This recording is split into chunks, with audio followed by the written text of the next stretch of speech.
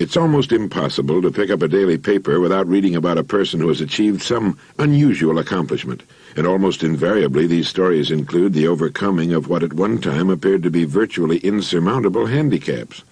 A boy whose legs were terribly burned and who seemed destined to a life as a cripple becomes one of the world's outstanding track stars. A poor boy amasses a fortune. A woman, blind and deaf from birth, becomes one of the most inspirational personalities of all time. Every day, a new and dramatic story appears somewhere. Obstacles overcome. Outstanding success achieved. They're too numerous to mention. But how and why? These persons do far more than the unhandicapped to overcome obstacles that seem insurmountable and achieve the success they seek. Why? The answer, if fully understood, will bring you and me anything we really want, and it's deceptively simple. These people have goals. That is, they fix in their minds a point they have to reach, something that's more important than the effort and time that have to be expended in its achievement. A dream seen only in the mind and felt in the heart that's too big to be denied. A dream which rises before their eyes when they awaken in the morning and is the last thing they think about as they drop off to sleep at night. This dream, invisible to all the world except to the person who holds it, is responsible for perhaps every great advance of man. It's the prime cause of much of what we see in the world around us. Everything worthwhile achieved by man is a dream come true, a goal reached. It has been said, what the mind of man can conceive and believe, it can achieve. It's the skyscraper, the bridge spanning the bay, landing on the moon. And it's the little corner business establishment. It's the lovely home in the suburbs. It's a youngster getting a diploma and the new baby in its mother's arms. It's a low golf handicap and a business position reached. What the mind of man can conceive and believe, it can achieve. Do you know what this means to you and me? Well, let me try to explain, and I might add it took me many years to find this out for myself. Once it's understood, however, life becomes easier, more fun, far more exciting, and incalculably more rewarding. To begin, to understand this subject of goals, we have to realize that it's the very basis of any success. It is, in fact, the very definition of success. The best definition of success I've ever been able to find goes like this. Success is the progressive realization of a worthy goal. If you think about it a moment, you'll realize just how good that definition is. Success is the progressive realization of a worthy goal. It means that any person regularly engaged in achieving something which he considers worthy of him is successful. At the same time, it also means that any person not so engaged must be defined as not successful, a failure at least temporarily. Any person with a dream in his mind and heart which he is pursuing as a worthy goal is successful. The uninformed always seem to equate success with lots of money. While money often accompanies success, it has nothing to do with success necessarily unless it happens to be a part of the goal. It's left to each of us to decide for himself what his goal is. With such a simple definition of success, you'd think everyone would be successful. Everyone should be, everyone can be. But it's estimated that only about 5% are. Of all the people you pass on the street, only about 5 out of 100 can tell you what they're working toward. The rest are just drifting along, hoping something good will happen to them, or at least that nothing too bad will, letting circumstances and economic winds blow them this way and that. I like to compare human beings with ships, as Carlyle used to do. It's estimated that about 95% can be compared to ships without rudders. Subject to every shift of wind and tide, they're helplessly adrift. And while they fondly hope that they'll one day drift into a rich and successful port, you and I know that for every narrow harbor entrance, there are 1,000 miles of rocky coastline. The chances against their drifting into port are 1,000 to 1. But the 5% who have taken the time and exercised the discipline to decide on a destination and to chart a course, sail straight and far across the deep oceans of life, reaching one port after another and accomplishing more in just a few years than the rest accomplish in a lifetime. If you should visit a ship and ask the captain his next port of call, he'll answer you in one sentence. Even though the captain of a ship cannot see his destination for fully 99% of his journey, he knows what it is, where it is, and that barring an unforeseen and highly unlikely catastrophe, he'll reach it if he keeps doing certain things a certain way every day. Every person should do the same thing. Unless you can say in one concise sentence what your goal is, the chances are good that you've never clearly defined your goal. When you ask most people what it is they seek, they'll answer in vague, general, non-specific terms. They'll say happiness or health or money. These are not goals. They're simply general conditions desired by everyone. When we talk of goals, let's be specific.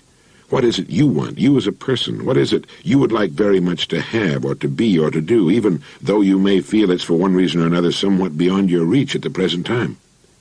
You see, if you can tell me what you want, I can tell you how to get it, as long as it's worthy of you.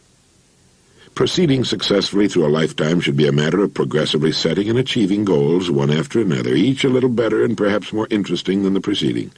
Just as a ship can sail to only one port at a time, set your first port of call. When you reach it, and reach it you will, you can set a new goal, and then another. By following this meaningful and common-sense approach to life, you'll be successful and can accomplish more in 5 years than the great majority of people do in a lifetime. Now let me tell you of a way to clarify your thinking and establish your first goal if you don't already have one. Knowing that without a goal we're unsuccessful, but that with a goal we will have direction and purpose and that our goal will be reached, we begin to realize that establishing a clearly defined goal is one of the most important steps we can possibly take. If you do not know what it is you want more than anything else, in other words, if you're not one of the fortunate who knows exactly what it is he or she seeks, set some time aside right now. Spend an hour or so, or many hours, even days if necessary, writing down the things you would most like to have. Make a want list. This could include a more beautiful home, a new car, a wanted child, a certain amount of money, a better job, better grades, a particular position in your school or organization, any one of 100 things. Write down as many as you can think of. If you're married, it's a good idea to do this with your spouse. When you've written down all the things you want, all of them, choose one. Only one that you want more than all the others. Write this on a separate sheet or draw a circle around it. Now put the sheet away and forget about all the ideas except the one you've decided to accomplish first. Like a ship, a person can reach only one port at a time. Most of the confusion and indecision suffered by the majority of people is caused by their half-heartedly wanting so many things that they can't decide which to go after first. As a result, they run in circles and often accomplish little or nothing at all. Remember, as a rule, you can achieve only one goal at a time. Once you've decided upon the one goal you first intend to reach, write it out on a card to carry with you. Think about it the first thing in the morning and the last thing at night. Think about it as often during the day as you can. By doing this, you'll be forcing your goal into your subconscious mind, from which will come the answers as you need them for its accomplishment. This is the process used by the world's successful men and women. Think about your goal as often as you can. Get a mental image of it as having already been accomplished. But be sure to be absolutely specific. Don't generalize. If your goal is a certain amount of money, write down the exact amount and the time limit for earning it. If your goal is a beautiful home, get a picture of the exact home, even if you have to pay an architect to draw the plans for you. You might as well, because you will achieve it. But be very careful on what you set your mind and heart, for if you want it strongly enough, you'll get it. I spent more than 16 years looking for the so-called secret of success. I wanted to know what element or elements separate the haves from the have-nots, not just in a financial sense, although that's certainly an important part of living, but in every sense. I started looking for the answer in 1933 during the Depression, and I didn't find it until New Year's Day, 1950. All of a sudden I realized that in the hundreds of lives I'd studied, in the countless books I'd read, a plain and simple fact had been staring me in the face all along, and it is simply that we become what we think about. You see, you are at this moment nothing more than the sum total of your thoughts to this point. Similarly, you'll be next year, 5 years from now, and so on, what you think about from this point onward. That's why establishing a goal is vital to success. Unless we're thinking about the thing we wish to accomplish, our thinking is erratic, confused, jumping first from one thing to another, with the result that we accomplish nothing, arrive nowhere, travel in circles. By thinking every morning, every night, and as many times during the day as we can about the single goal we've established for ourselves, we actually begin moving toward it and bringing it toward us. When we concentrate our thinking, it's like taking a river that's twisting and turning and meandering all over the countryside and putting it into a straight, smooth channel. Now it has power, direction, economy, speed, It's the same with our minds.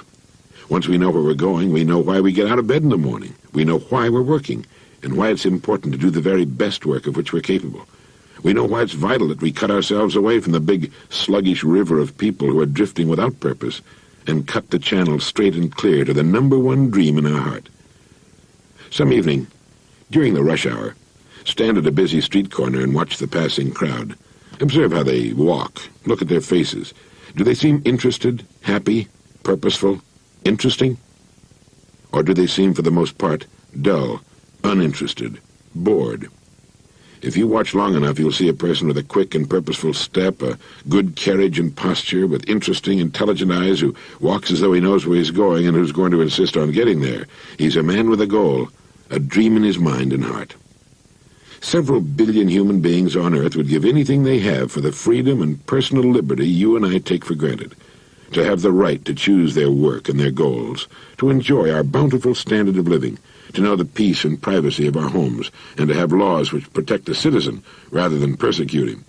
We have it all, and yet in the midst of our plenty, millions lead unhappy, aimless lives, living from day to day, month to month, confused, dispirited, in a prison of their own manufacture. These are the people who have never made the decision that could set them free. They've not decided what to do with their lives, even in our climate of freedom. As Carlyle said, the man without a purpose is like a ship without a rudder. Have a purpose in life, and having it, throw such strength of mind and muscle into your work as God has given you. He also wrote, "A man with a half volition goes backward and forward, and makes no way on the smoothest road. A man with a whole volition advances on the roughest, and will reach his purpose, if there be even a little wisdom in it." And Munger said, "There is no road to success but through a clear, strong purpose. Nothing can take its place. A purpose underlies character, culture, position, attainment of every sort. So decide on your goal. Insist upon it. Look at your goal card every morning, every night, and as many times during the day as you can. Force your goal into your subconscious mind. See yourself as having attained it. Do this without fail every day, and it will become a habit that will lead you from one success to another all the days of your life. For this is the secret of success, the door to everything you will ever have or be. You are now, and you will become, what you think about." It's almost impossible to pick up a daily paper